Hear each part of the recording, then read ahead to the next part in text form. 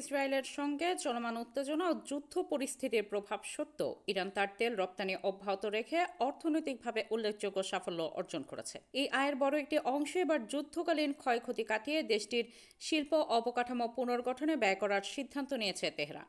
মঙ্গলবার 14 এপ্রিল রাজধানী তেহরানে এক ব্রিফিংয়ে ইরানের তেলমন্ত্রী মোহসেন পাকনেজাদ জানান, সাম্প্রতিক সপ্তাহগুলোতে দেশটির তেল বিক্রির হার সন্তোষজনক পর্যায়ে রয়েছে। তিনি বলেন, এই আয় শুধু অর্থনীতিকে স্থিতিশীল রাখতেই নয়, বরং ক্ষতিগ্রস্ত খাত পুনর্গঠনেও গুরুত্বপূর্ণ ভূমিকা রাখছে। তেলমন্ত্রী আরও জানান, যুদ্ধ পরিস্থিতির মধ্যেও ইরানের তেল খাতের শ্রমিক ও প্রকৌশলীরা উৎপাদন ও রপ্তানি কার্যক্রম সচল রেখেছেন। বিশেষ করে খার্ক দ্বীপসমূহ গুরুত্বপূর্ণ রপ্তানি কেন্দ্রগুলোতে নিরবিচ্ছিন্ন কার্যক্রম বজায় থাকায় বড় ধরনের কোনো বাধা ছাড়াই তেল সরবরাহ অব্যাহত রাখা সম্ভব হয়েছে। সরকারি সূত্রে জানা গেছে, তেল রপ্তানি থেকে অর্জিত অতিরিক্ত রাজস্ব শিল্প খাতের আধুনিকায়ন, অবকাঠামো মেরামত এবং পুনর্গঠন কার্যক্রমে ব্যবহার করা হবে।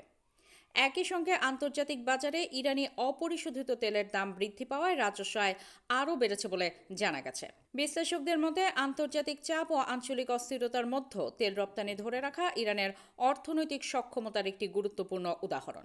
তারা মনে করছেন, এই আয়ের সঠিক ব্যবহার দেশটির পুনর্গঠন প্রক্রিয়াকে আরও গতিশীল করে তুলতে পারে।